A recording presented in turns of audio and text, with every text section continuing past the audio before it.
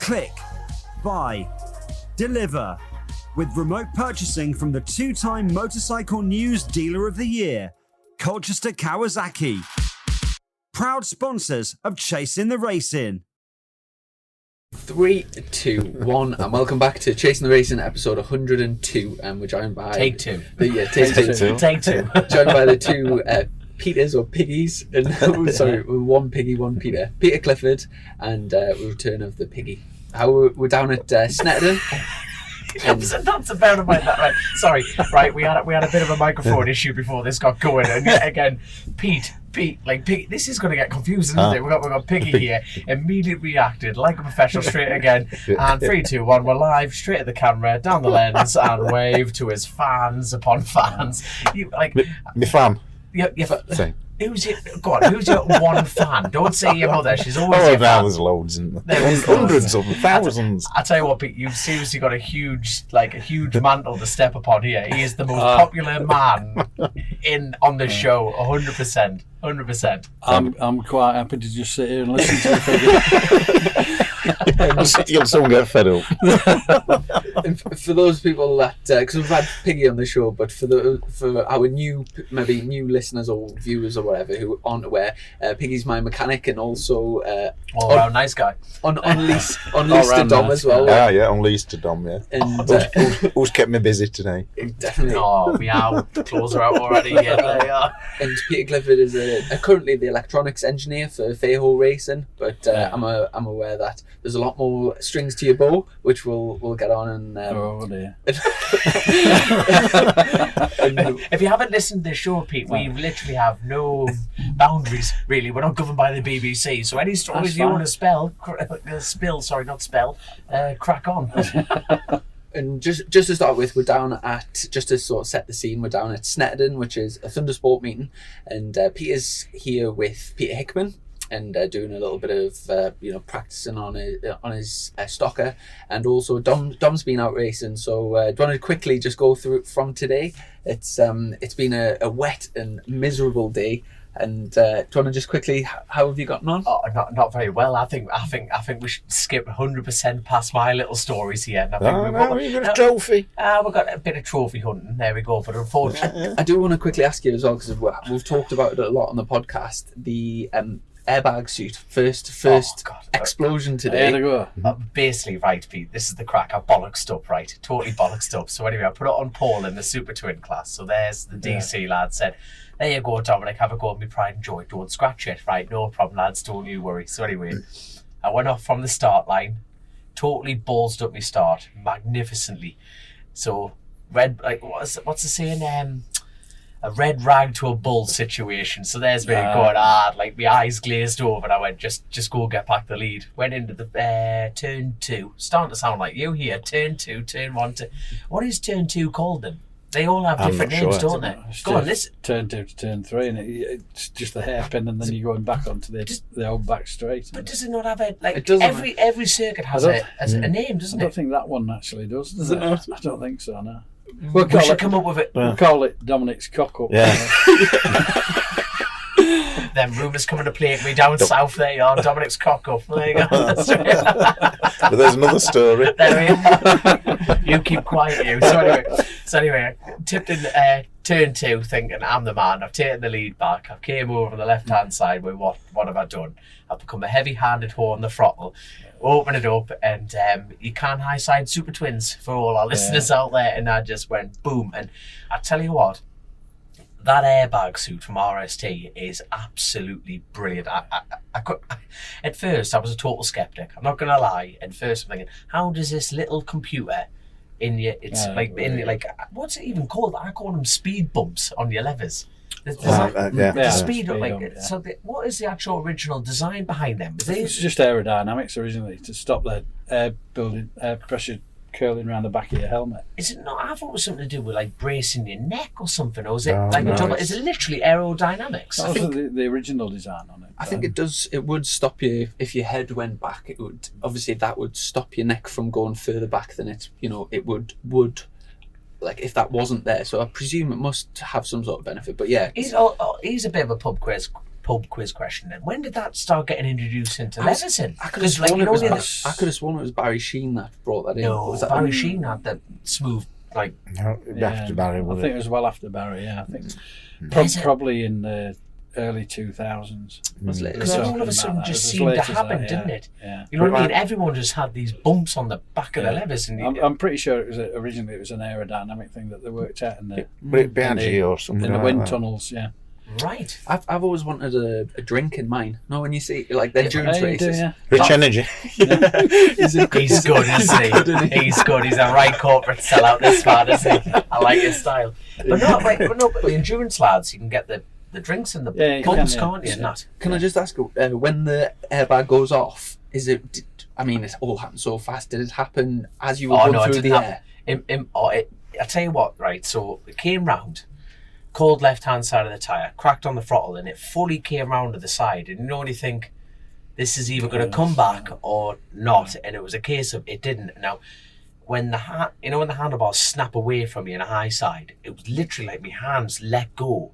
And the second my feet left the peg, Gone then, yeah. I swear to God, it was like someone with a beanbag gun and just went like that, like, whoa, what the, but, Winded you? but honestly, but that initial like your brain goes into this slow mode, doesn't it? When you're in a crash, you're going, "This is happening." Your brain just goes into a different part of you, going, "Brace yourself, son. You're in for a bollocking and in pain." That's exactly what goes in.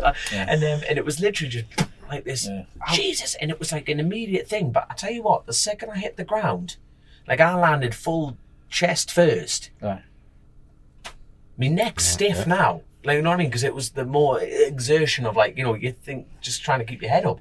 But I tell you what, like, I'm not just saying this because we're sponsored by RST, but it would have been a collarbone or anything else, and like no pain left in my levers. The technology's brilliant on it, really. But How it works. But how that ECU picks up the fact that you've literally vacated the vehicle mid-air is just...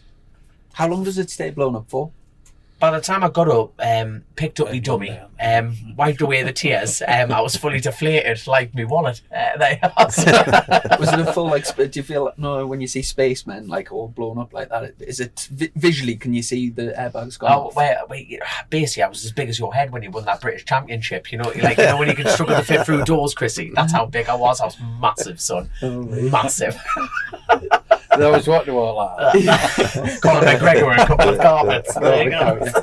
But anyway, thanks so much for coming on the podcast, Peter. I really appreciate your time, and we'll get the chance to sort of look through your career and how you got into it. But as an electronics engineer, a lot of people might think, well, in British superbikes, they don't have, like no traction control and stuff. So do you want to just briefly give an overview of what you do as a job now, and then we can talk about your sort of history? Well, basically now it's just data and electronics is my area that I work on specifically with the team. So I basically analyse the data that we take from the bike, and then liaise with the crew chiefs and the All-ins engineer to look at what we're going to do changes wise for the chassis. And then I'm also looking at the engine management side, so making changes to the fueling, the throttles, engine braking strategies. So working all that. And although we don't do, we have a very limited electronics package, obviously, as you know, with the Motec system in superbikes. But for me, that probably, although you're taking away the elements of the rider aids, you're trying to build some of that into non-rider aids. So you're trying to make sure that the throttle connection's really good, that the engine's got a really nice linear drive to it, that everything's working, the engine braking's working well. So you're controlling the throttles and everything, just making sure that the rider can get the best out of the bike.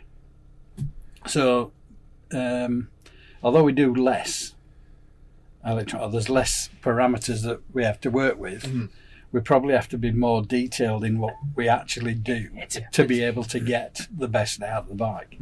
Whereas, when you start incorporating things like anti-wheelie traction control and everything else, you can mask a lot of issues. Sure. We can't in the superbikes, as you know, it's very direct, and basically what the rider asks for he gets.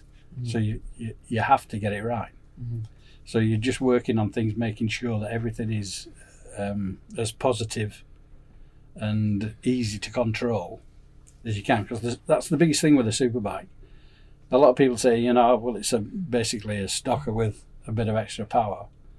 It's not. A superbike's a very difficult animal to ride and to master, as a lot of superstock riders have found in the past.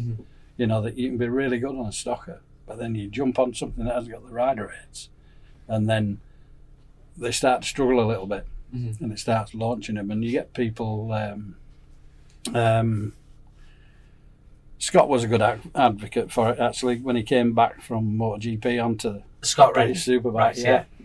He came back. I was talking to him one night, and he said how it really helped his riding, because he's had to learn how to ride a bike again, because he's got complete control over it. Whereas, if you're braking hard, you hit an apex and you just crack the throttle and just let the ECU sort it all out, That's mental. then it's a different thing to thinking, well, if I give it an extra 10%, I'm airborne or whatever, So It is. there's a lot of things that you have to work on. It's mega that we've got those rules in BSB, and when I remember when the first were talking about getting rid of all the electronics, and straight away there's people are thinking about the safety side of things, but if you looked at all of it, I wouldn't say there's any more crashes or there's any more danger than in previous years. But it's like you say, it is really stripping it back to basics, and there's a much more sort of raw sense. And I guess one of the best things about that is, and the test at Silverstone, the first test, a great example, is how open the championship is there, because you don't have one or two teams with mega electronics guys that are dominating. Yeah, it is, much more of a level playing field. Yeah, absolutely, and it's great for the championship.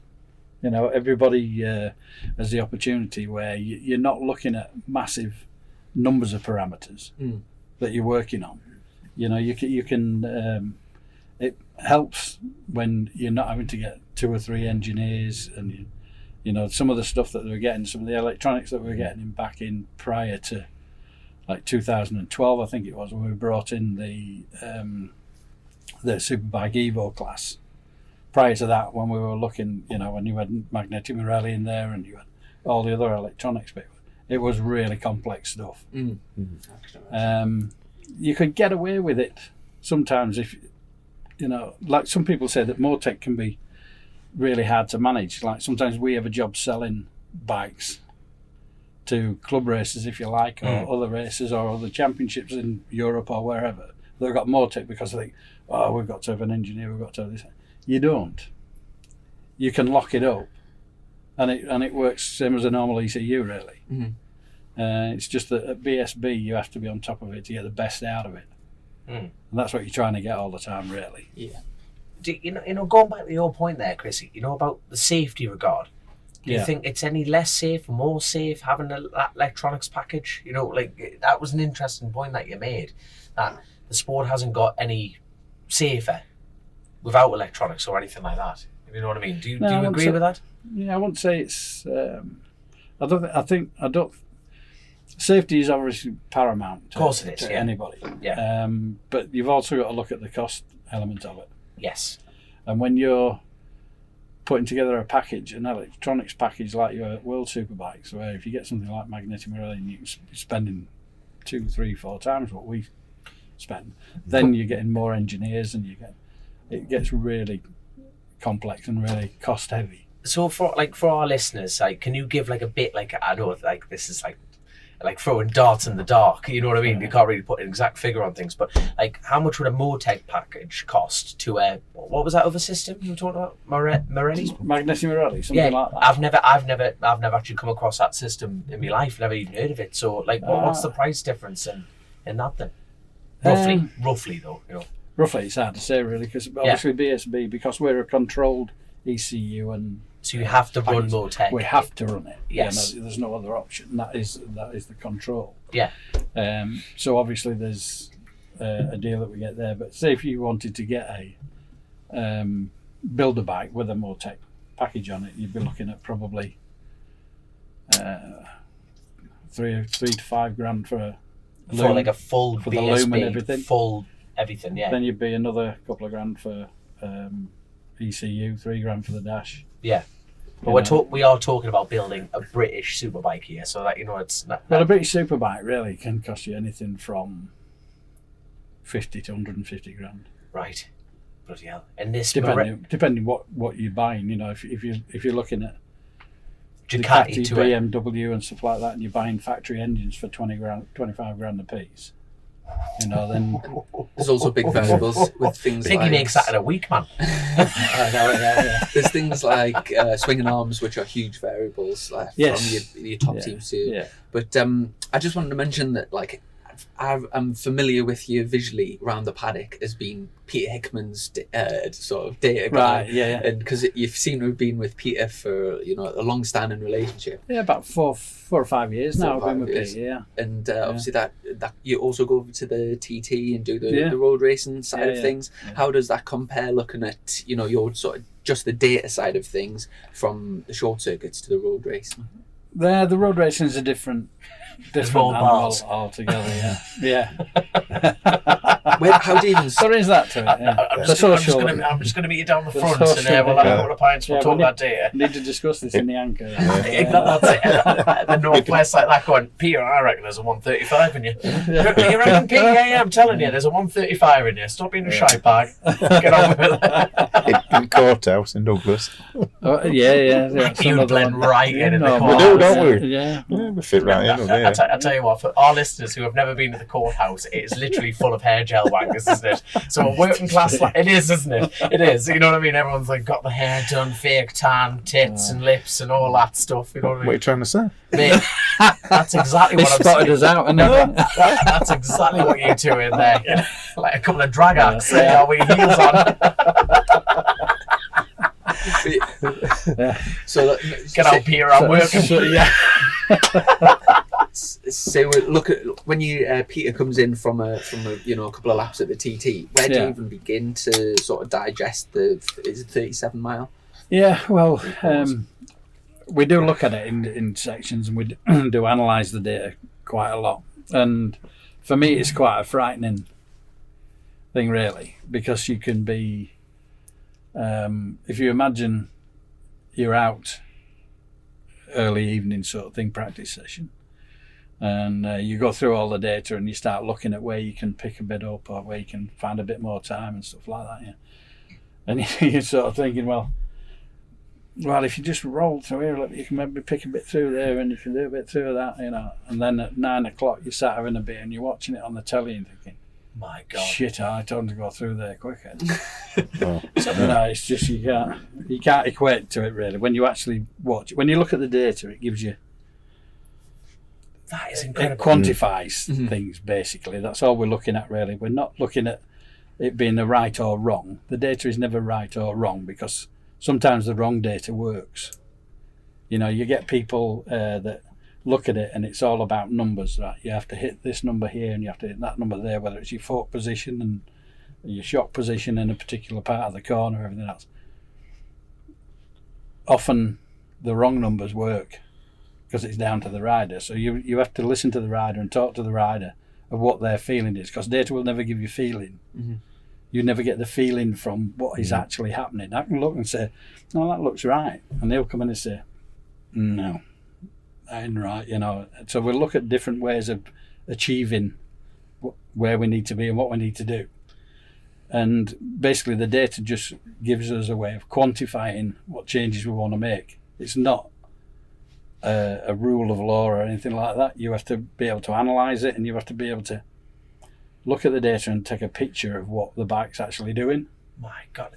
So you're working out how the bike is, what aspect it's in, and what phase of it, whether you're into the entry phase, the braking phase, mid-corner, exit, whatever, and you're looking at the way that the bike is reacting and the way that he's reacting to the bike, because that changes everything in the data. The rider input is massive compared to cars or anything else. A rider input will change the whole dimension of the bike. That's why you never get two riders that probably run the same setup, because they all react differently, and the body position's different, the corner entry's different, the exit's different. Excuse me. And so basically we're looking at that, and he'll tell me what sort of feeling he's getting, and I can look at the data, and then you're quantifying what the change is going to be. So it allows you to get there faster, really, rather than taking a punt on something and say, well, all right, yeah, well, maybe a bit of preload here will do it. And you try it. No, it's not quite there. But you can look at the data and you can say, no, we need to do this, this and this. And then we can look at the chassis program and then work out how that changes it and how the position of the bike will change with whatever changes you're making to bike spring, ride height, whatever. And then we build it up from there. Sorry, my mind is literally blown. Can I ask, have you ever raced a lap of the Alaman TT? No. That for me is incredible, solely because you can sit there with a laptop and understand what he's doing on a bike with not being there on the bike and not done a lap yourself, and yet as a professional you can just go, well, actually, if you calm the throttle a little bit there and it'll turn in a little bit later and you'll gain the speed through. I'm admiring that. That is amazing. No, you're just looking at how the bike reacts to the different things, and incredible what you need to get from the bike and how to get the best out of it. But to be honest, it's easy for me. Having a rider like Pete is so easy for me because he's easy to work with. Everyone has said that he about listens, and we talk to each other, and he trusts whatever I tell him, and I trust whatever he tells me. So we have this thing, so we can go through it, and he knows that I'll never put him in danger by trying him to make him do something that I don't think is right. Yeah. So you're always looking out, and you're just trying to make him basically go as fast as he can safely. Of course, that's the thing, and minimising risk. But it is incredible how like I've been very lucky that I've raced around that circuit. Yeah. The thing about that 37-mile long lap, it's not like 37 miles of Snetterton. You know what I mean? Where the tarmac's the same and the terrain's the same and everything. Imagine going around here 37 times, you're going to have the same variables, aren't you? But when you get to like Ginger Hall, you're popping in a gum shield. So it's like, that is incredible how you can analyse that. But you do, and you look at it and you overlay stuff and you work out where things go. Because, you'll know sometimes if you get an issue on a certain corner. And because as a rider, correct me if I'm wrong, but when you come in after a session, you remember a single issue at a certain point on the circuit. Totally agree. Yeah. Totally agree. And then it's down to between you, your crew chief and your data guy to look at it and say was that where the problem actually was, or was it 3 corners earlier where you messed up and went in a little bit deep, lost a bit of time, and then you're trying to make it up by the time you get to there. Mm-hmm. So subconsciously, you're just pushing that little bit harder, and that's where you make a mistake. So it's nothing to do with the way the bike is. It's the way that you've gone into it. I'm just sitting here thinking, I can't afford you. Damn you, PA, you know what I mean? That's all I'm thinking. I'm like, damn it. Thinking of the TT and having such different sections that are like completely different in terms of the characteristics and whatever. And ideally, you would have like a bike set up for, say, Ginger Hall, and then you would have another bike set up for, say, the Mountain, or you'd have like, if in an ideal situation, you would have totally different geometry for different parts of the track. Is there a particular, to get a good balance, do you sort of focus on the sort of faster stuff and then have to deal with it through the slow, or do you just try and get a compromise for the whole lap? There's always a compromise, whatever circuit you're at, whether it's Snetterton where we are today, or whether it's the TT or the Northwest or Monza, wherever. There's always a compromise corner that you have to look at that you think, forget about it. You're just going to have to grit your teeth through there, kid, because if we set it up for that corner, we're going to mess you up there, and there. So just lose a couple of tenths there, because if we put that right, you're going to lose 2 tenths there, 3 tenths there, 4 tenths. So there's always a compromise that you have to look at, and it's minimising your losses, really. That's how you're putting a lap together, really. And every rider's got a little bit of a chink in the armour if they like. There's a certain part that they're not really that happy with, and other parts that they really love to get into. You'll always have bits, like you say to Pete, say, right, what's your favourite bit of the TT? And he'll be like, well, the start and the finish. Sure, is that actually his answer? Yeah, because he likes the whole thing. Oh, right, that's it. I He figured just like loves that the one whole straight thing. line. I thought, No, what no. a weird answer from the lap record holder of the Elman TT. No, the Yeah. entire lap. He does it because he loves it, Aye. and that makes it easy to work with and he's such a consistent rider, and easy to work with because, you know, you can just sit and chat about things and work things out, and he just Can you describe to me what's Peter Hickman like on a bad day? on a bad day. What's he like on a bad day? Because the thing is, we like, Peter Hickman is literally the most likeable character in the BSB and the road bike. Hello, Pete, and you see is what you get. So what's he like on a bad day? I'd like to hear him on a bad day. On a bad day, we haven't had many, to be honest. But saying I've been with him and we've been through a lot of stuff, good times and bad times. He's not thrown his toys out the pram many times, Right. and never ever with anybody in our garage. I can imagine that. Aye. And he's sometimes the organisers have had a little bit of a vent, you know, where he's got a bit angry about something, a decision that's been made, or Yes, aye. that's cost him. But on the whole, no, we don't get many bad days. That's good. It's a true professional. That is a professional, though, isn't it? Yeah. It really is, isn't it? Not And the spoiled brat. Speaking of compromising, we always have to run quite a low bike, and not in terms of ride height, and it never really handles as good on especially on the faster stuff. But at least Piggy can ride it to scrutineer. Is that what it's built? Does that? Can't touch blower. I tell you, like, can I It's whether my heels that you're wearing, Yank, and you'll be all right. Yeah, they were them on there. Can I bounce that question on to you though, Piggy?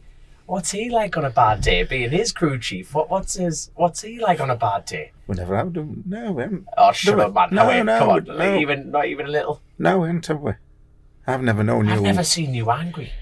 Actually, you know that's a sign of a psychopath, you know, isn't it? It is a sign of a psychopath. That. No, we haven't, You know what I have we? mean? We've never- A little bit. When things aren't going right, we just sort of have a laugh about it. Yeah, don't we? just tell a joke and Tell just a chill joke. out. Speaking of jokes, you got any jokes? Oh, Like, he's got this, no, have you they're- heard his cement joke? Have you heard this cement joke? No. It's going to catch you out one day, right? He's I'll get you eat, Pete. For Oh, Do I need a drink? get one of them down here. Get a rich energy down here. Have you got any little jokes prepped, or do you want to have a think about it? No, I'll have a little thing. we'll yeah, come back to yeah, it. we'll come back to that. Yeah, No, I can't. go on. So you know, with Pete, if you overlay his laps at TT, Yeah. are they normally pretty close? Yeah. Over that distance, and they're Yeah, still. that's another thing that makes him quite easy to work with, is that he's very consistent. See, over at TT, that's unreal, isn't it? That It is, that comes- yeah, very much so, yeah. What is he capable of? You know, if you put no, like, you know, when you think if you put every perfect sector together, he's a 135 man. Like, But that his ideal in 2018 was actually 136.3. Gee. Is that when you say Is that ideal? your Is that deal? breaking up the set If sectors? we looked in the sectors and you look at what he lost going through Kurt Michael, and then again a little bit Ramsey, but not much there, and then the little bit going into Governors. What were those situations? Was it like people holding them up, or Yeah, not well, you holding don't them like up, to but say you know, hold them yeah. up because it's not. It's no, not no, fair it's to say that, it's you know. no, like racecraft, isn't it? He's Yeah, had there momentum was holding there them, was a so- couple of areas like when he was coming into Kurt Michael, he come across I think either 5 or 6 riders. Yes, and then And obviously he didn't want to put them into danger, no. so he sort of sat back a little bit, and then picked the points where he could go through them, you know, rather than. Incredible. Do you know like how you can set sectors on your data? Yeah. If you say sectored it up into 1 mile, each mile, so obviously that would give you a better ideal. Have you looked at things like that and the sort of theoretical ideal? No, I don't tend to overanalyze too much. You know, you can get carried away a little bit too much sometimes and start trying to piece together too much, because it's all, and especially the TT, because one sector leads you to the next, which leads you to the next, and as you well know, it's all about momentum and just keeping it all flowing and keeping everything fast. What's top speed you've had Peter on the data at the Isle of Man TT? The TT so far, I think 198, something like that. I think. Is that Sulby straight? No. Where's the fastest part? So it'll be Water. coming out of Ballagary, going towards the Highlander. Yeah, that's one of the fastest. Yeah, Well, hold on, one of the fastest. Where is the fastest then? Mountain Mile, Really? top end of the Mountain Mile. Holy crap! Yeah, we get fast. We're up there as well. And It's speed through corners that got me. I remember talking to you once, and you were telling me something speed through corners. You know, like one at Crosby, that left-hander at Crosby. yeah, Go on, then. What's the fastest Still lead? What's the unbelievable. biggest lead? What is the fastest, biggest lean angle that you've seen on the data at the TT? oh God, if you'd have asked me a long time ago, I'd remember that. But it's, I think it's not massive. It's sort of 56, Lean angle. something like that. Yeah, 56, 57. On public roads. At what speed? Oh, through Crosby, it wouldn't. Yeah, Crosby's fast through there. it's Towards Towards Blackdub and it's hard to say. I did a thing a couple gonna of be years ago now for Matt Oxley when he was doing a big write-up in the Autosport magazine Yeah. where he picked points on the TT circuit and I gave him some data about speeds between the... Him texting you back going, is this real? Are you lying, Pete? I've got a good one. Do you know the back of Pete's van? He's got that great picture of him totally sideways. Coming out through Kate's cottage, yeah. That's the going one. down the hill. What's the biggest difference that you've seen on Pete's like a lap of the TT between the speed of the front wheel and the speed of the rear wheel? I did a thing once just out of interest really to calculate how much spin we were getting and I think 37 miles. No. All the way around. No, we did where the front wheel actually did 34 and a half, I think, roughly speaking. Yeah. And the back wheel did 39 point something.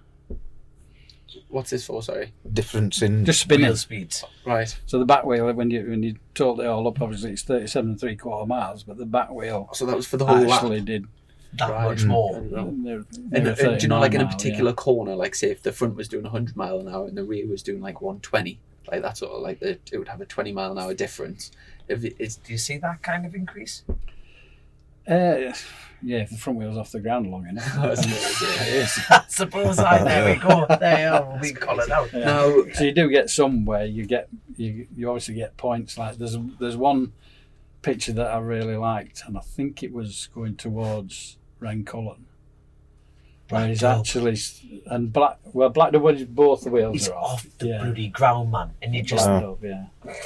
But there's a couple of other pictures where there's one I put on where it was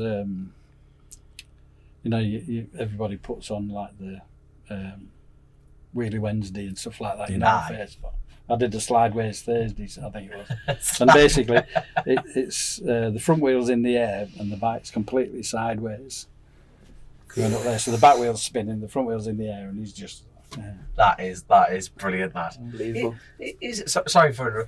Where's your favourite place to work then? Is it the TT, or do you? Where's your favourite place to work with a rider at a track? Yeah, basically that's it. The TT. You are. No, just with a rider at a track. I don't care where it is.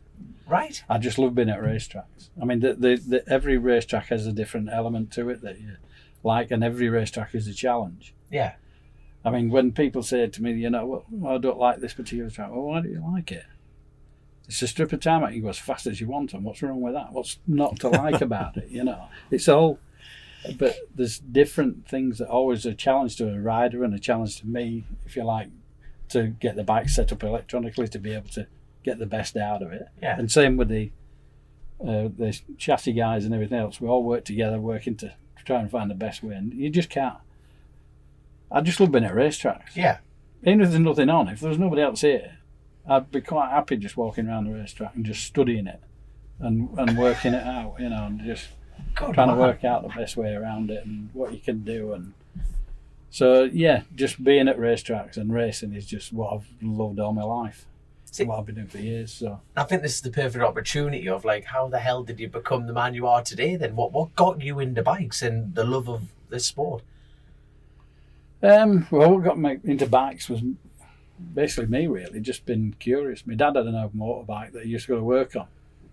And What bike was that then? It just broke down. Well, BSA Gold Star, but the way you glazed your eyes over there. bloody no, British it things. was actually, Shite. it was an old 250 James, which had a Villiers engine in it, Right. and he used to use it just to go to work on, and it broke down, and he couldn't fix it, so he just got another one just to go to work on. What did your dad do for a living? So it was a lorry driver. I was going to say, not saying a bike mechanic, because that would have gone down well. Wouldn't it? No, he's a lorry driver. So, and so I just started tinkering about. I was only 11, I think, at the time. Yeah. And my dad just said, well, if you can get it going, you can have it. So, yeah, by the time I was 12, I was riding around fields on motorbikes and just tinkering about with them. And then we just got to the point where we were just modifying bikes in them days. I mean, the bikes were all right. They're not like bikes are now, you know. So you're always trying to tune them, make them a bit better. So we started racing them. And, started off with a mate of mine, because I was an apprentice at British Steel, learning next to bugger all as you do as an apprentice. Sort of thing. Yeah, they do, don't you? Yeah, 5-6 years, isn't it? He's got an apprentice who's 52, still pays him £8 an hour. You might make it one day, Bobby. Yeah. So, like my best mate that we used to race around the roads on, he was a steel erector, so he was earning mega money at the time. And so we just bought a race bike and went racing, which was an old 250 Mach 1 Ducati. Straight in the Italian stuff. Yeah. Must be making mega money, did he then? No. Then we got into TZs, and so it went on from there, really. Right. Yeah. So what was your best race then? Did you race then? No, I'd never you raced never raced, so you myself. just went with your mate and then Yeah, just did the TZ I just got side into of it? the engineering side and loved that part of it. Right. Yeah. So, like, at what point did the computer grace your presence and just thought, well, this is the way to go? Well, it became the way to go, probably for me in about 2006, 2005, 2006. Right. Where we started with a Motec system in British Supersport and World Supersport. And I just fascinated me, really. So Right. I've been a crew chief. Sorry. were your early days in BSB just on the tools rather than... Yeah, I was crew chief or chief mechanic right up until 4 or 5 years ago. Really, I was always a crew chief. So I did the data electronics and the whole package as you did then. And then it just came about that Pete was riding for GB Moto Kawasaki in 2016. Was that in 16? Yeah. That felt like 10 minutes ago. Yeah. Like, he's at the BMW poster child now, though, isn't he? You know Yeah, what I mean? with Haslam and Ellison Yes, as I. teammates, and then and I just got a phone call from the team owner asking me if I'd go along and help Pete out, because with 3 riders they were stretched Yes, with aye. the electronics and data side. So so I went and joined them then. I think that's the first time that a team in BSB's had a first, second, third at Oulton Park. Oulton Park and And the Saturday. there was that brilliant wheelie over Hilltop of all 3 of Yeah. them, stand-up wheelie. And Yeah. hell of a thing for Mark Smith-Halverson, the team owner, to come into BSB and sort of build it up to a 3-man team. And it's all, like, statistically, to have 3 riders on the podium in the same race is like...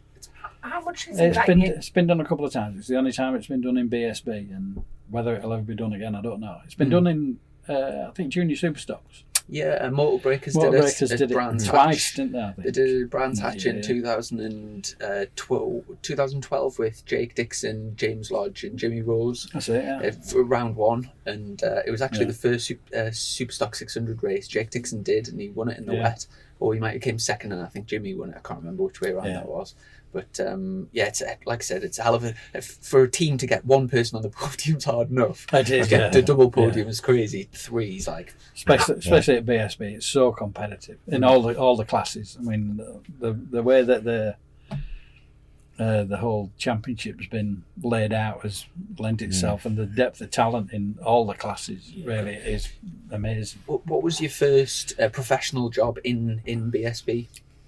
Crew chief. Sorry, I meant with which Trainer. team, Oh, which team? which rider? Yeah.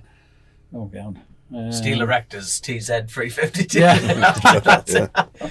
Salt and Battery Team, whatever the Salt fuck and it is. Battery, Or a chippy. Chippy. I have a Chippy. chippy. There's only one chippy in that spot. There you go. That's an inside joke for all our listeners. yeah. They'll be like, that's not even funny. It never is funny, this show, but that was funny to me. The first one would have been 97. I think it was 97, 98. Well, 97 to I think 2001. I was with a lad called Neil Crayers, privateer superbike, and we raced. In '97 we had John Reynolds' '96 World Superbike Kawasaki, which was a nice bit of kit. That was I bet. really nice. Yeah. Then we went on to Ducati with a 916 in I think '99. Didn't last too long on that. Oh, why is that then? He just struggled with it, to be fair. Right, got you. The setup of the bike was it was an awesome bike, really nice bike. It was tough to set up and go quick on. And we were a privateer, but obviously, because we had John Reynolds' bike early, we had quite a bit of,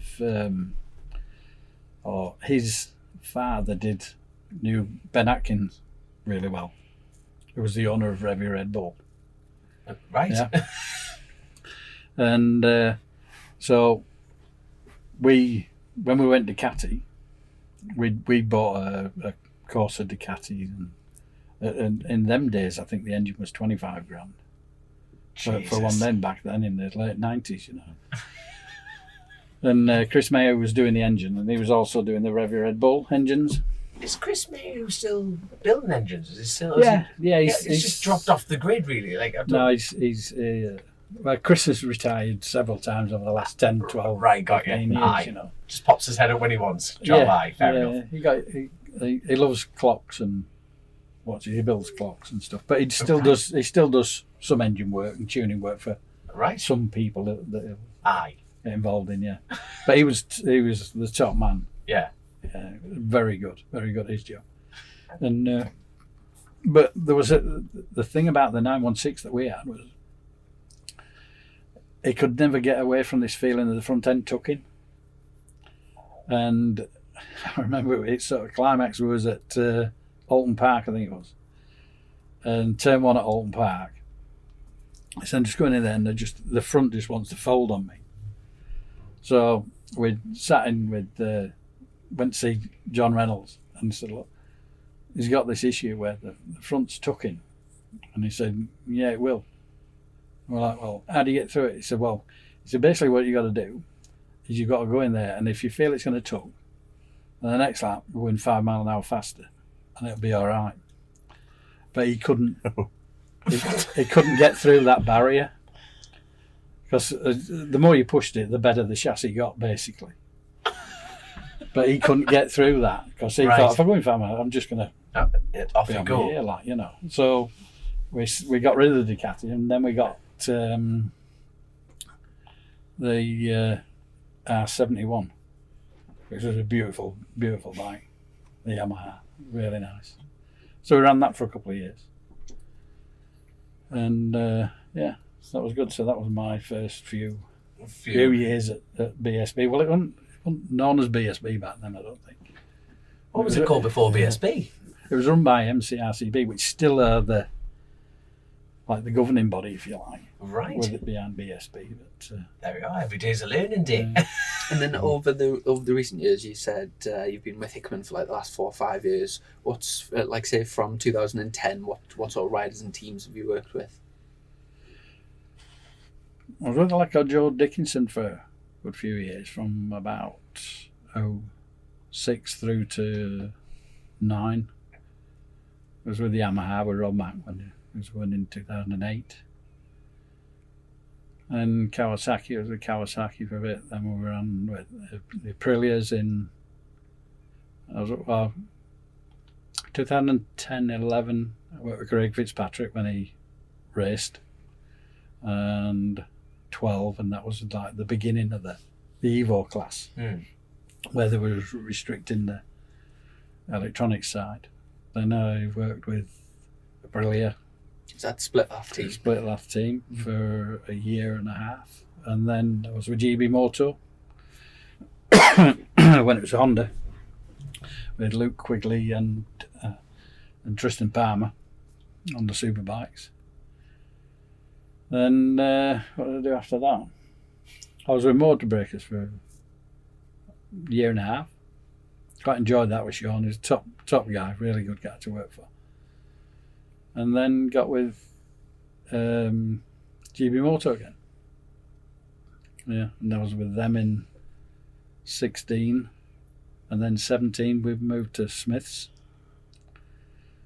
So 17, 18, 19, 20 with Smiths, and then it's changed over to FHO. There we are. For this year. What's the new boss like then? Oh, it's spot on. I mean, half of the team, but if you like, with me, Pete, Daz, and Luke.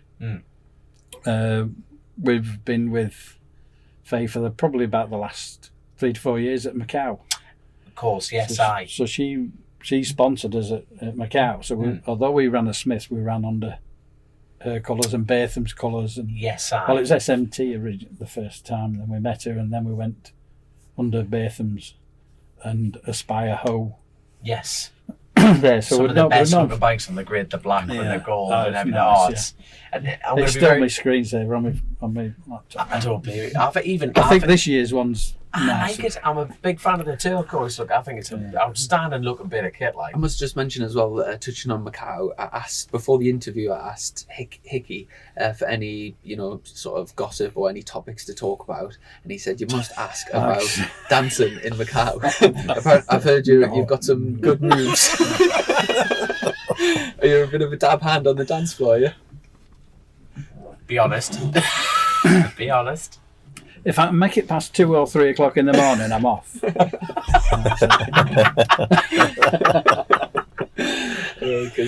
Yes. and obviously we've just had the first BSB test. You don't care then, do you? It's past 2. It's time to get. It's time to get the moves on. Time to get loose. Yeah, hit the dance floor. That's it. Yeah. I bet you were a bit of a mover, Piggy. Oh, in my younger days, I was In your younger days when you've never grown up. However, man, I bet you've got some right moves. You down in Rotherham there, busting the moves right out. No, that's only going to the bar.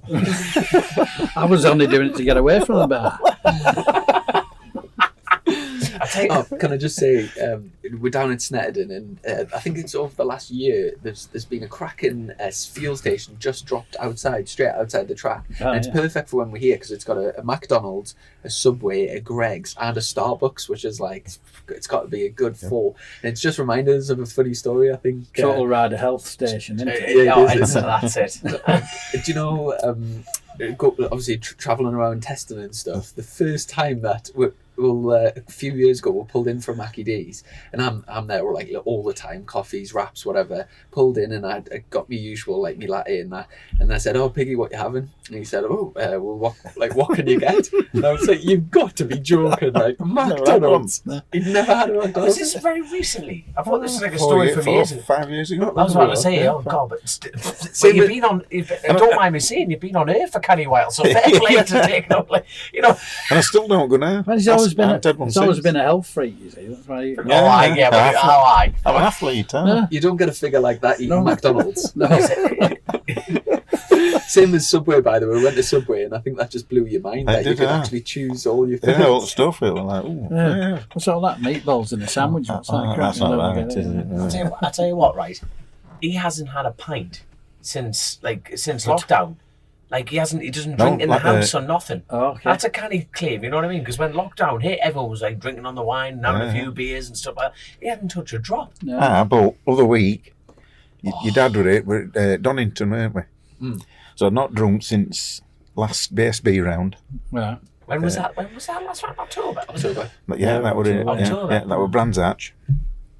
and I'd not had a drink, and your dad said, I'm nipping out of some food for takeaway. He said, I said, I forgot my beer. He says, I'll get you some beer. So he got me 8 cans of Stella, right? And I hadn't had a drop. I thought, All you've done is grafted at home, haven't you? I thought, I'm all right trying to get down these, but I thought, I'll give my best shot. And it looked like I was going to run out. So Dom, he dropped some Magners in, mate. So I ended up having 8 Stella and 2 bottles of Magners made into snake bite. I tell you what, it was an absolute howling, giggling mess, man. Honestly, I've never seen him so loud. Like, this is red little hay bale with feet giggling with a couple of pints in his hand going, I'm so happy to be out. That must be, like since you were 16 and started drinking, that must be the longest you've had off the ale. It is, yeah. Like Oh, yeah. Do you feel it? Did you Lockdown saved your life. Did you feel any different for it? Or? No. No, I didn't, because I don't get hangovers. You're an athlete, son. Do you like an ale? Yeah, I do, yeah. Yeah. What's your I tipple? like a beer. What's your tipple? I'm a bitter drinker. There we go. Yeah, a bit of class about you. Yeah. Back onto the bikes. The boring bit, the motorbikes. We've just had the Silverstone BSB test, the first look of the new M1000, and I've got a few additions like the wings and whatever. Yeah. What's from the computer side of things, the data side of things? What's your first thoughts on the new bike? First thoughts are good, yeah. There's a lot of potential there. Yeah, there's more to be got out of it. I think we've got some work to do, but yeah, it's answered some of the questions that we had with the old bike, but we've still got some areas that we need to improve on. What were the questions on the old bike then? What did you want to see improved? And is that getting ticked off the list? One of the biggest issues that we had last year was speed. Right. Yeah, we were down on speed, so we struggled a lot with. Is this top end or from out the drive out the corners, or is it literally just throughout the range? Literally, we could run good corner speed with good entry speed, good mid corner speed, and initial exit.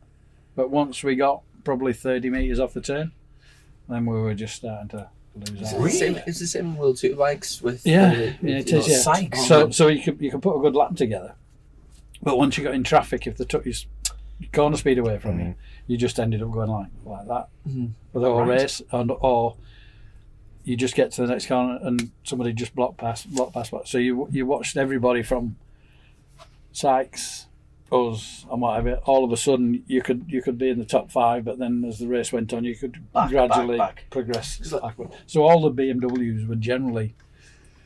You get the odd flash every now and again where somebody have a really good one, you know, when all the planets aligned and all that. But a lot of the time, we'd all be in a group between sort of 10 and 15. Yeah, I was going to say the championship last year was really wide open, probably the most open it's been for years. But the only manufacturer that didn't seem to be in the mix was the BMW. Did they get it last year? I think it's the first year that. Am I right in saying BM didn't even get a podium last year in BSB? In the superbike class?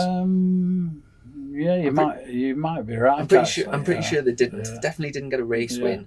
And for such a mega bike, it's like sort of mind blowing how that happened. However, it actually made a really good stock bike, but it was a difficult superbike. Yeah. Mm-hmm. Yeah. Looking at the first signs from the test the other day, it looks like that's possibly changed. I know you can't extrapolate too much from a test, but there was a lot of BMs shown really strong and a lot of promise. Yeah. And also this year, the lineup for BMW is like mental. Like obviously you've got your team. Yeah. You've got the OMG lads with Kyle Ryde and Bradley Ray. Yeah. You've got the Cinetic lads, Andy Ewan and Buchan. Mm-hmm. Who else we've got? We've got Joe Francis. Yeah. There's a good mix. There's a good mix there. Yeah. Is Joe Francis on the old biker though? Is he on the Gen 3 again? It looked a little bit like a Gen 3, wasn't it? I think they will have the M, but I'm not sure if they got it just yet. Right, got you. So we only got our engines. To be fair, we only got our engines a couple of days before the weekend. So I had them for 2 days over the weekend on the dyno, and then we literally put bodywork on them and went to Silverstone. And so it was that late. Not giving too much away. We still haven't got all the parts yet. To the opposition, but in terms of just a stock bike, what's the horsepower increase from the old bike to the new M? Are we talking like a few horsepower? Well, on a stocker? Yeah. It's not that good because the old bike was really good. Right. When you got it fueling nice, I mean, you were, it was pretty good. But yeah, there's probably another 5-6 horsepower. And the addition of not the that much more then. So It's not massive. no, And- but it's still more. It's sort of Yeah, taking yeah. it away. Yeah. Still more. It's where it delivers it and where it comes in with Right. what makes the difference. To and the the bike. addition of the aero package to kind of keep the idea is to sort of keep the bike moving forward. Have you had a chance to back like the wings yet? Yeah. Yeah, we have. Yeah. And is it noticeable? Yes. Right. Yeah. The lads, to be honest, they felt it immediately. Wow. We all expected it to be, once you're getting up like 80, 100 mile an hour type thing, then you feel something. But they could all feel it literally Immediately. going out of pit lane. I don't. That good. I Well, was- hold on. What about you? You've ridden your new. We're literally looking at your ZX10 here. What? Yeah, we got some aero in that. Yeah. What? Yeah, Do you there's- feel the same on a stock bike? I haven't back to back them, Dom. So But you hold up. But like you see, like the lads have rode out of pit lane, and it's a bit like they can feel that. The immediate the initial feeling was it just felt like the bike was just planted. effect. Right. So yeah. No, that's not. No, it's And dead it interesting. did wheelie slightly less. There was no real. The only negative that we got really was, and it doesn't occur at Silverstone, so it never showed up in the test there. But we did ride it at Cadwell, and the other thing was like a quick change of direction. Took a little bit more effort. To actually turn the bike over, right? Yeah. Interesting. That. When it gets into the corner, and it holds well, but then changing like in chicanes required a little bit more rider effort. I honestly don't think it's going to be long until there's going to be moving parts within the wings and other bits of the bike, so that when you hit the brakes, you'll have like. Well, spoilers coming Honda out. were talking about it, weren't they? And, Oh, but I don't know. Yeah, it'd be quite easy to put active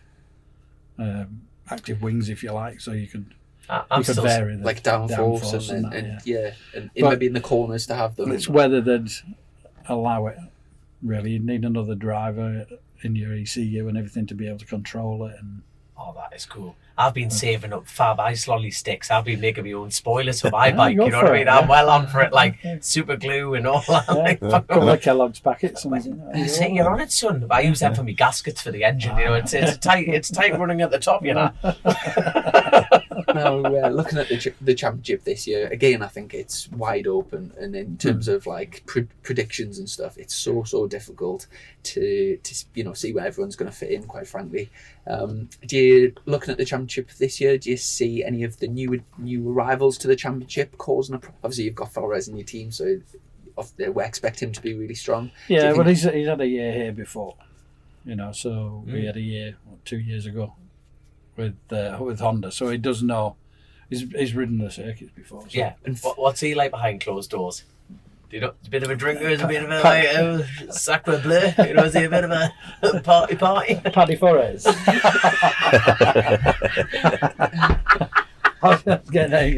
we sort of because obviously we have an Irish contingent to the team now. You see, with Brian McCormick guy. Now I know what he's So like it's a on the great drink. guy. He's a good Yeah. lad. So there you go. So no, actually, Chavi's he's spot on. His That's feedback's really good, and his craft is really good. He's very professional in how he goes about his business. Yeah. But he's also a good crack as well, which he fits into the team really well, because that's a lot what the team's about, really. Yeah. We try and have it like we're a bunch of mates that go racing.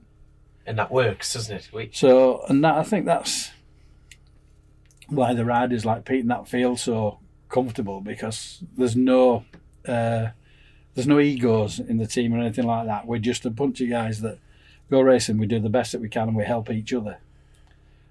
Whereas you don't want to be in a team where somebody is trying to pick fault with somebody rather than trying to help them, So Yes. we're all looking out for each other. And if anybody sees anything that somebody's doing, Point it out. you point it out, you talk about it, and we all get along really great, So we have a great social side after the racing and have a good crack. Piggy's glazing over. He's like, "Can I join your team?" Is that like a screw this Chrissy Rouse guy? Is that FHO? If you do need another man, he's available. He's on loan to me, but you're gonna have to have a negotiation with Chrissy. They go with your eyes, that. Match my teeth, don't they? I tell you what, Tommy Hill has done such an amazing job with He has actually, the design and that is spot on. I think every single person stood on pit lane on Tuesday and Wednesday. It was a Tuesday and Wednesday? Yeah, Tuesday and Wednesday when we're down at Silverstone. When them bikes came out, the black and turquoise, but then there's that sort of shiny gold running through it. That's nice. The wings, everything. The design is like absolutely mega. And obviously there's a big push on all the sort of media things, and like every time I open my phone I just seem to be getting bombarded, which is obviously good for the team and for the sponsors and everything. But hopefully we'll have a good season, and I do think Hickman and Forres will be definitely strong, and it's going to be great to see where everyone fits in. It's going to be a tough year because the depth of field is really strong, and I think anybody in the top 10 or 15 could win a race at some stage. Well, we've seen during the test, like every single session when they were doing like the fastest till now was different, and we're seeing loads of different manufacturers, riders, whatever.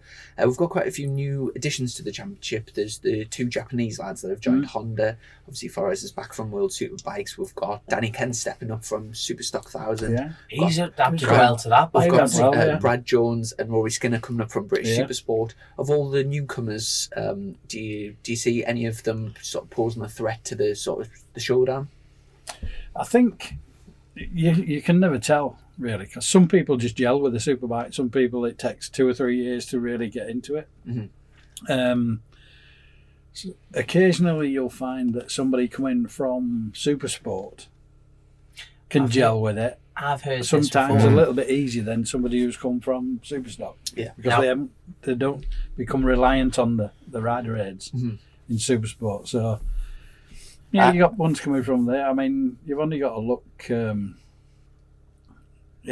Rory Skinner had a cracking year on the Supersport bike. He could go well. Brad's a great lad and a real good rider. I think Skinner you look how Ryan Vickers took to it. When he came on, he was straight there.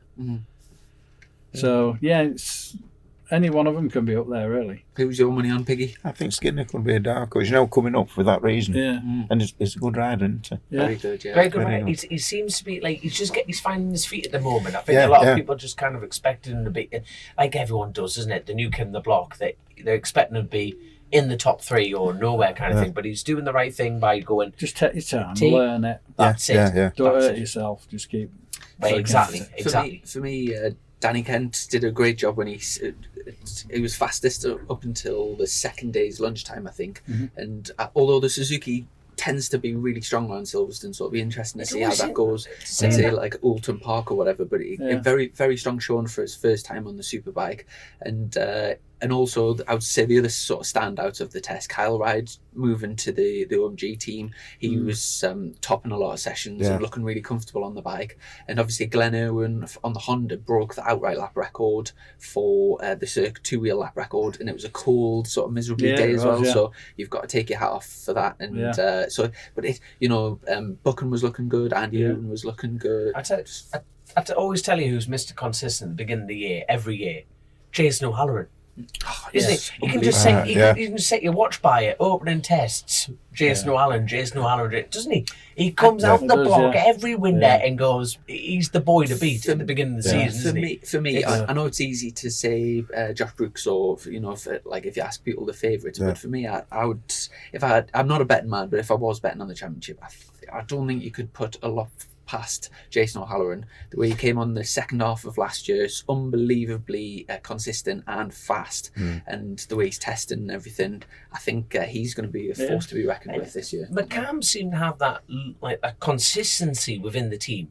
And what I mean by that is same riders, same bikes, little upgrades, same team, and it just seems to take over, but with progression. Yeah. And you don't really find that, don't you? It's just them little bits of tick over, and it is nice to see. It works, Have you worked much with the Yamaha? Not a great deal, no. It's a good package, very good package. Everyone says that about the Yamaha. Everyone says there hasn't been a single rider that hasn't gotten a Yamaha and says that they haven't not enjoyed it. They said there's such a break, but they don't seem to quite have that. Hold on, how many times have Yamaha won recently on the new shape? Is it Josh Brooks and of the championship? Yeah, was it Josh Brooks that last put it on the top? I think he was the last champion, wasn't he? He must have been. That was the Milwaukee one as well, the Sean Muir team, was it? When the hell was that? But same again, mind. Silverstone's a real strong track for the Yamaha traditionally. Obviously, can you remember a few years ago when it was Taz and Jason battling for the match? That was. Well, the Yamaha's really good on the early corner exit. You can get on you seem to be able to get on the gas that little bit earlier with the Yamaha, right? Because it just drives really nice, like usable power at the bottom type of thing. Yeah. So what's been your favourite bike to work on then? Throughout your career, I'm trying to think. You're a bit biased at the moment with BMW, but are they the nicest things to work on for you? The best, the one we won the TT in 2018 is probably the most memorable one. And that would have been the Gen Beryl. 3. Beryl, yeah, we all love Beryl. Beryl, yeah. Where did that name come from? Well, she's the first Isle of Man. Yeah, first woman to race at the Isle of Man. There we are. So what's what you nicknamed the bike? After Beryl, the Beryl, yeah. Oh. And it was quite apt, really. We're winning the. Is that like a well-known thing? That's the first I've heard of it. It's called history. Yeah, it's. If you know nothing about the Isle of Man, then it's probably.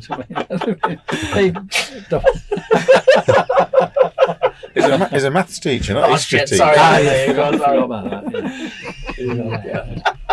And when you think about it, history lessons are getting harder and harder, isn't it? More to learn. More to learn, yeah. Oh, for God's sake, Piggy, man. So this week we're at Snetterden now, but the BSB lads are here, and I think we've got 3 days, haven't we? Tuesday, Wednesday. We have, yeah. I think Tuesday's an open pit lane BSB, and then Wednesday and Thursday are sessioned, I think, with all the classes. I'm surprised there's not more of you lads here. Because obviously when Hickman appears, then Brian McCormick and is it Max? Max Stanton, yeah. Yeah, he's on for the Pete Hickman squad, isn't he? So. Yeah, well, that's basically Pete's helping Max out, really. Right. He's a local lad from Louth. Yeah. Who, I first met actually because I used to dyno and set up his R6s when I was racing a couple of years ago, and then I was on. And then Pete got involved with him a little bit and did a little bit of coaching.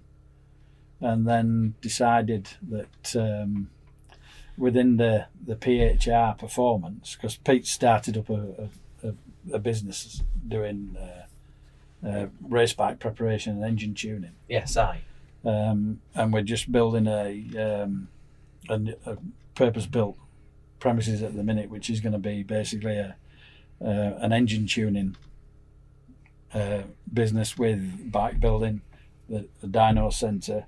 We've got a suspension engineering side in there. An oasis of motorcycle racing. We've got a graphics guy in there, and that's so basically we can do it. It's going to be like a big, complete in-house performance centre that he's building at the minute, obviously, for the long term. And Max is one of the first, because Pete does the O'Varley Championship. Yes, he never stops at Peter. I know. So he's got Max that he's helping out on a BMW in the 1000 class here, and it just so came about that obviously we're at Silverstone, then we're coming here.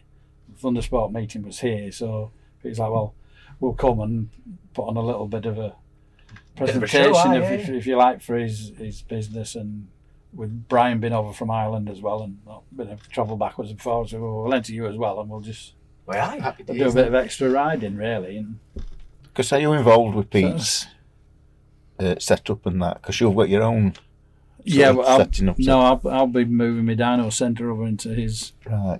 Do you want to give your Active Force a little bit of a plug, your own business?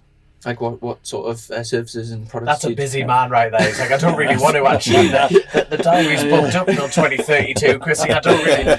If you could scratch that off in the edit, that'd be awesome. Yeah, well, what's hello, Pete, it's Dominic. Yeah. What's your business all about? Well, my basically focused more recently, last few years, basically as a dyno performance centre, really. So I do mainly dyno work and So like track days and club racing lads. yeah, but I do quite a lot of track day and club races and quite a few of the British BSB super stock teams and a few super sport lads. And is that do you get all the fuel and all prep for Yeah, the track and that's pretty it, much, and yeah. that sort of Dyno thing? work, try and get the best out of the engines and everything Mhm. for them before they go racing. And I heard you're £5 an hour, which is fantastically cheap. So if you That's want why to I'm put so your busy. that's it. No, like a busy fool, as I say. Explains me. That's why I'm pulled out with, you know. What have you been up to recently, Piggy? Not much, just working. Been working, You've been working right like yeah, evenings. I've been finishing one job, then going to another one in an evening. And yeah, so we'll we're give busy. we'll give you a plug on the last podcast about the drive, by the way. Piggy came up to Oh, my mum and dad's house Yeah, a few weeks ago and did a lovely, beautiful drive. right. And, made a cracking Yeah. job. Like, Right. He's Yeah, not yeah. actually being biased because I turned up going, I hope it's shite so I can have a go at him. But unfortunately, it was magnificent. I'm looking at this going, that is absolutely cock on. Damn it, that is all the manhole covers all cut Oh. in matches it perfectly in, and he's got Yeah. it. Oh, aye, Perfectionist. Perfectionist. Right.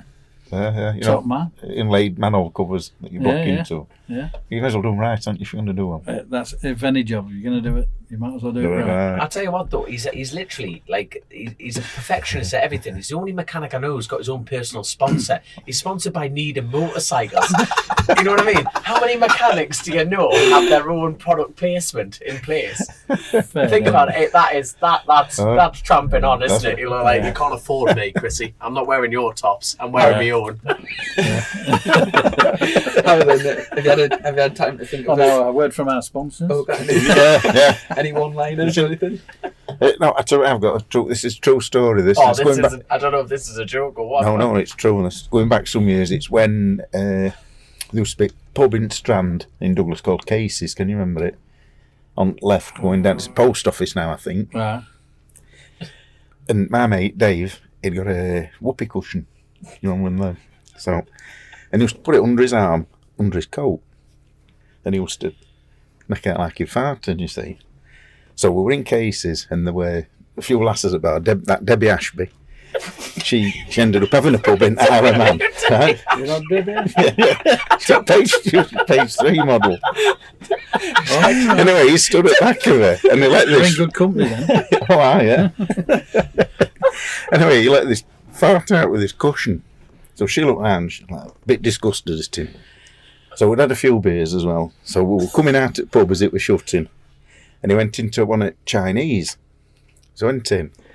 And everyone was coming. He knocked a few people about acting like really drunk. And as he were doing it, he let another one out. And you saw everyone look round at him in Chinese. They went, bloody hell. So he comes out and we're all laughing, you see. I said, that was funny that, Dave. You're going to have to do that again. You've got to do that again. So I went up to the next Chinese and he did the same in there. And just looking at it from outside, so funny. Like everyone's like, bloody hell. Kid behind counter, like little Chinese man. He's looking at him. He asked if he were all right, Chinese man. Anyway, we're all outside laughing that much. Dave comes out and starts laughing, and I was like crying. I'd got tears coming down my face, and Dave was laughing and laughing, and he ended up he threw up. He was laughing that much he was sick. So just as he was sick, these two lasses walked past eating the chips, and they turned round, and the mate said, one of them said to the other mate, said, "Oh, it's that dirty bastard that farted."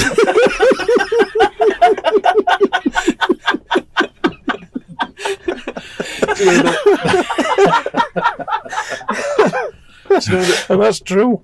Do you know the best thing? No, when you come away racing and you know it's very you know, like just crack like this, you soon realise. Someone told me years ago that blokes never really grow up. It's just an act. Like when they're with the families and stuff.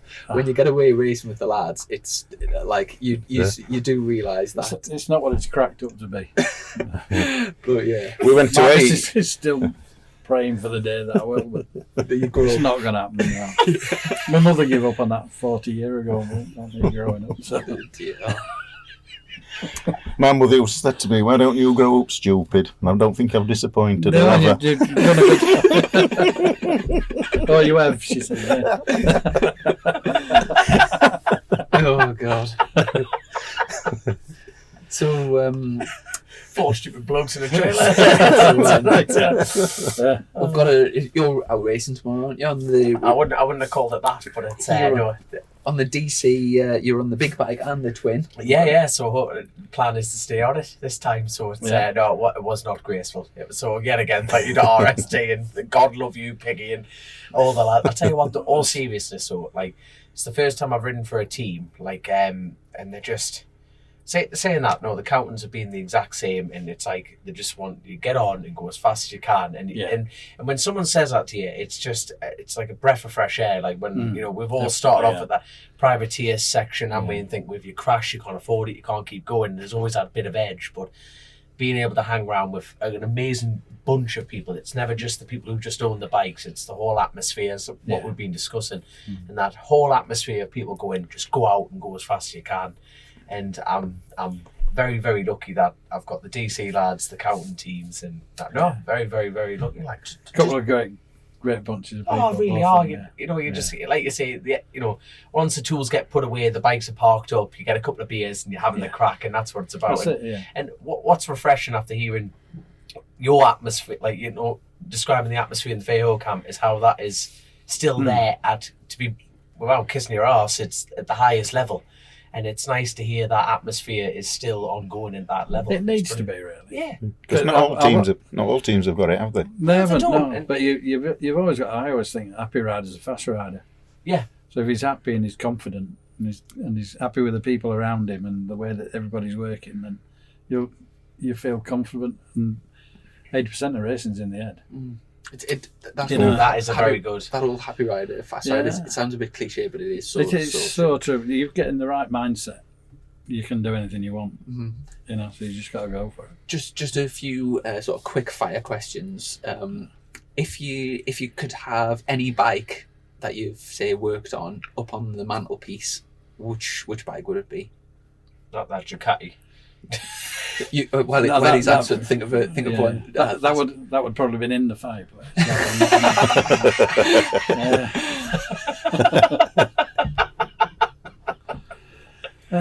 Which one would it be? Right. I suppose for one of the R71 was a really pretty bike. That was a really classy bike. The RC30 was a really good bike. But I suppose ones that you get attached to and is the ones that you achieve the most with, I suppose, isn't it? And for that, it'd probably be Beryl. But there'll be a few people after her. So where's she now then, Beryl? Where is she now? We've got something beeping and flashing and packing in. One of the cameras is full somewhere. I think it's this one, Chrissy. Oh, we'll keep going. We're going to have to keep going. Sorry about that. But we've managed to break it. Yeah, we've broken it. So, Beryl, there must be a canny waiting list for Beryl there. Yeah, she's still at Louth. Still at Louth? Yeah. Where's she hidden then? Is it in the garage or is it at Peter's or where? No, well, it was actually one of the guys who's now at Louth working with us and helps out, but he bought it. Right. Yeah. Right. What a piece of history that. That's what I mean. Yeah. She was a bit. It was a bit special, that, and there's certain things about it that were really satisfying as well. Like from my perspective, really, when you set up a bike for the TT, you spend your first night, a few nights practice, getting everything chassis wise all sorted, and then I probably spend the rest of the week really calculating fueling and monitoring every part to make sure that it's not starting to break down, because I have all the voltages come up and all there's also every sensor that we've got on the bike, so you're looking at it, making sure that there's no changes there. And fueling, we have to get absolutely cock on, because you want to get every last bit of power that you can out of it, out of 24 litres over 2 laps. And if I go too far one way, he ends up getting parked at the Craig or whatever, so you're really working it out. And for me, it was really satisfying, really. And Pete's mentioned it, I know, on a couple of interviews. But when he came back in after he won and smashed the lap record and won the senior and the Superstock race that year, both bikes, it came in, went into the winner's enclosure, did a little burnout. Then they went from there round to the dyno for the verifications. And both bikes ran out of fuel when they got to third gear. So they were that close. That cock on. Yeah. So that for me was a really. But you were stood there chuffed a bit, like, yeah. Yeah. I was, yeah. When they told me, when they came back and said, "What's up? What's up?" Well, we've got to get more fuel. They've run out.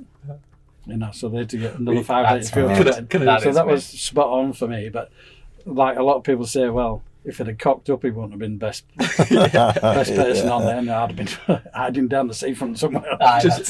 Just a quick story to jump in on that topic. Last year we were doing a little club race at Donington Park, and we're in the same garage as Hutchie, and we're all just cracking on. And I went out to do a race, and Piggy had worked out my fuel and whatever. And you tell the story. Because you'd done 10 laps, hadn't you? 12 lappers before, weren't it? Yeah, they're all 12. And this was a 14 lapper, and I'd not looked on events, so I'd like fueled for 12 lapper. So why would you come up and said it? I don't know, but he's come up to me and went, "Oh, it's a 14 lapper, this, isn't it?" I went, "It didn't, is it? It's 12." No, it's a 14. He says, "You winding me up?" He went, "Why would I be winding you up?" I went, right. He says, "You've done it for 12, haven't you?" I went, yeah. So I went over and looked at me, but worked it out, and I says, "He'll be all right." I says, "He'll just do it. And you're like, went over at the start and finish. You were way in lead, weren't you? Yeah. You went over at the start and finish. And just as you went over at the start and finish, like, boom. I looked at the and went, "Told you." Well, he said, I walked up. You were cock on there, that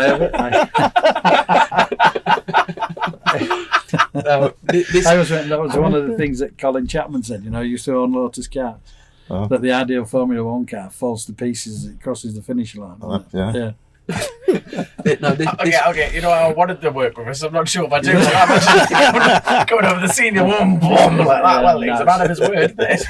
This one's not one of my main principles. This maybe won't be a short answer, but for example, for every hour on track, roughly how many hours do you reckon you spend analysing the data and working on the data side? For every hour? Mm-hmm. Every hour of track time. It's hard to say, really. If you look at a race weekend, I'm on it all day, every day through the weekend. So from once we start on track, I generally have 1 day prior to that preparing all the mapping and strategies that I want to try and run through Friday and Saturday practice. And then I'm on it all weekend. So basically every time the bike rolls into the garage, I analyse the data. I'll be changing the mapping, changing the throttles, changing the engine braking to suit the circuit and the grip levels and that we've got. So you're on it constantly all weekend, you know, really from getting up to going to bed, really. And then after the weekend, I'll probably spend a full day plus maybe a couple of 3 evenings. So I've got my other work and that during the day, but 2 or 3 evenings. We'll be expecting an invoice from FHO Racing going, "You've robbed me an hour." So that's it. I had a question then. It's just slipped my mind. It was along the lines of, come back to us in a second because That's what I've always thought would be good if you could. You know, we have 500 days like Wayne Rainey and Kevin Schwantz. If them bikes could have had the same as a modern bike, you know, the technology. You know, for you, been a lot less injuries, and they'd have been they'd been unbelievable. That one. I mean, it were a good era of racing anyway. I think they're a horrible thing to ride, though. Yeah. But if they could have tamed them, tabs, drinking whiskey, and off you go. Yeah, but I mean, you got a wife, have you? I've just thought of what I was going to say. As your job, I presume the best feeling must be when you're stuck on a problem and you're trying this, you're trying that, nothing seems to be working, and then you find like a setting or something you try and it just transforms the bike and work? What's the biggest moment you've had where you've been stuck on something for a while and then you've had like a massive breakthrough? Most weekends. Really? Right. Yeah, there's always something. You learn something new every weekend. Mm-hmm. I mean, yeah, I've been doing it a long time, but I still hope that every weekend I will learn something new and I'll try something new. So we're always experimenting, and it's great really when you've got riders like Pete and Chavi, who I'll say, right, this is what I want to do, this is what I want to happen, but also this is what might happen. So I might say, just cover the clutch going into turn 3 or something because I want to try something completely different, and it might go a bit wrong, but hopefully it's going to go right. So you prepare them for what it's going to be. So you're always trying something new because you're always trying to get the edge. You're always trying to be that little bit better and try and find something that creates a little bit more speed or a little bit more corner entry rate, whatever, just to try and make it that little bit faster. But I don't think I've had that many points. I often wake up middle of the night and get my laptop out and just go through something because you get an idea, and once I've got an idea I can't get back to sleep until I've That's Till you've done it, so I have to executed do it out. it. And, like the and definition of passion, isn't it? When you're waking up in the middle of the night with like solutions to problems. For some people, work is you like have to do it like Monday, Friday night till 5, and it's like an inconvenience. But racing's totally different. Racing's just your life, and that's it. You just love it, and but as far as satisfaction goes, probably the best satisfaction I get is when the rider goes well. Because when people are patting him on the back means that I'm doing all right. But I'm quite happy sat at the back knowing that You're part of the story. Yeah, he knows I am. I don't need anybody else to know that I am. Mm-hmm. I'd sooner be out the back and out the photographs and not really. That's why I was surprised when you come wanting to talk to me because I'm not normally that. I was about to say, I try and keep quiet, really. We've just ruined that bubble for you. They'll be pushing Peter out the way now, going, there's Pete from Chase the Race, and all of a sudden, just woof, get out the way of Peter. My life's never been the same. No, I can imagine. He's got a stick behind his mantle for the women, the entourage of women booning down the door. I tell you, I love it when I'm with Piggy and people recognise him off the podcast and shout, Piggy! I just find it so... Love your word, Piggy. Love your word. Piggy lives in a world with no social media, no, like, do you know, like... Right, yeah. So do you know how we're so accustomed to, say, Facebook? Yeah. I don't know if you're on, like, Instagram, Twitter and all of that sort of stuff. But no, I go on Facebook a little bit. But He opens a laptop, Motec. I literally don't have time. I keep saying... Because it's like with work and that, I put stuff, little bits on Facebook, but I don't put anything much on. Mm-hmm. I do. Other people tend to put more on about what I've done there. They'll go away and ride the bike sort of thing, and they'll put something on, and it brings in work for me, which is great. It's all advertising and that. But yeah, I'm not massive on it. I do enjoy it, but as far as doing he has to be on it all the time, and you get that many days. It's part of the job now, Yeah, isn't it? it is all part of it. The social media side of things is massive, isn't it? And in terms of like plugging your business, if people do want to get in touch with you, what's the best contact, or do you have a website? Yeah, I have a website and mobile. He's not giving it out though. So call me. If people want some work, just like Google. We've got to give a way for people to get in touch with you if you want the business. So, like, what's the best way people can get in touch? Well, Facebook or phone or email, just whatever, really. Peter Clifford on Facebook. And Piggy, I booked a few months in advance with the old drives. Yeah, we're up to about November with work, something like that. That's when you know you're a man in demand, isn't it? What's the supply like? I've heard there's been a few supply issues with HS2. Are you doing okay for? Yeah, in a minute, but cement. There's a shortage on cement, so it's sort of like everything because your blocks and your slabs all made with cement, but manufacturers are struggling to get it as well. So yeah, it could be pretty bad. Yeah. Booked up to, did you say November? November, yeah. And if anyone wants any drives in the sort of Doncaster area, it's Haycock block paving. Yeah. Is that what your business is called? No Haycock. job too big or small. No, yeah, that's it. We do it all. Haycock. Cut. Really? See smut all the time, innit? It is, yeah. It twists everything. doesn't Filth. Just lowest tone. Why do you just call it piggies? No, you I can't. need to change it now, man. Inland Revenue wouldn't even think about investigating that, would they? Also, Like, while we're on this topic, can I just say, Piggies baby.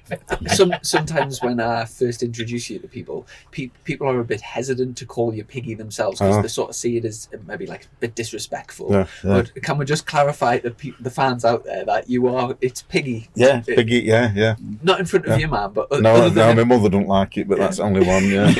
other than in front of your mum, it's Piggy. You don't. And while we're on about technology, He's on I'm Tinder. a bit behind on these podcasts because I don't always get a chance to listen to them. Right. And it won't play. If I play it on me, like through my Bluetooth on me in my pickup, it won't play sort of like loud enough. We've had, if anyone else is having issues like this, please either send us a message or things because we need to get that sorted. But can I just tell you? Go on. Yeah, no, because I'm on that Spotify. You said to go on that, didn't you? But it's still not loud enough. Just a quick one as well. I was down at, I think it was Donington last week, and do you know Gabriel, whose bike I was racing last year. Gabriel came in and he said, "What's going on with the podcasts?" And I said, "Well, what do you mean?" He said, "Well, because he knows I edit them." He said, "What are you doing with the editing? It's like you can hardly understand it." And I said, "Oh, that's weird. I always listen at the back, and I didn't think my editing skills were that bad." So I said, "Get your phone out." So I got his phone out and went on the Apple Podcast thing, and I pressed play, and it was, and I looked down. He had his own ×2. You cannot do a thing. It's just. It's like that in our race truck with the paddies now. They're 100 mile an hour, aren't they? So if anyone else is struggling with not We've got a understanding, Spaniard and a smattering of Irish, and it's good fun. Xavi's English pretty good, don't it? Better than ours, mate. But he's actually, his wife's an English teacher. Funny enough, yeah. In Spain. Yeah, Oh, okay. Yeah. So when he gets interviewed and stuff, he always says sounds. Yeah. His missus behind him going, "You didn't say that quite right there." Oh, brilliant, man. I think that sort of covers everything. Have we got anything else to tie? Have you got any quick fire questions that you would like? No, I've thoroughly enjoyed it. Absolutely, it always happens when we end up leaving the studio and you think, I should have asked that, should have asked this. Yeah. There you go. But honestly, thank you so much for taking the time to I've enjoyed it. this. And We'll get you on It's it. been good, yeah. We'll get you on again, and we'll get some more questions. It's been funny. Obviously, you two have never really sort of met or No, we've sort of spoken in the had past. bits of we talked, haven't we? passed in a lot, and we've joked and sort of Yeah. met up and chatted a few times. You but sat there we've never two sort of two old We have we're just sort of in pubs and airports. We just get a wave in airport, don't we? you look And like a couple of bouncers. You do actually. I thought you were going to say a couple of bookends. You're not coming in with them shoes, sunshine, do you? No, seriously. Shows your wristband. Eh? Thanks so much for taking the time to come on. Obviously, big thanks to our sponsors, Colchester Kawasaki, all of our patrons, and Piggy, thanks for joining us. And good luck with obviously Peter tomorrow and the rest of the team on when is it, Tuesday, Wednesday, and Thursday. By the time this podcast goes out, it'll be after the test, so that'll be history. Yeah. But all the best, everyone, and good luck tomorrow, Dom. Keep it. Oh God, I need it. God, I need it. So there we go. Grand. But no, like he says, thank you to everyone. And catch you next time. Really enjoyed it. Thank Catch you. you up soon. Thanks very much. Thank you. Cheers. Click, buy, deliver with remote purchasing from the two-time Motorcycle News Dealer of the Year, Colchester Kawasaki. Proud sponsors of Chasing the Racing.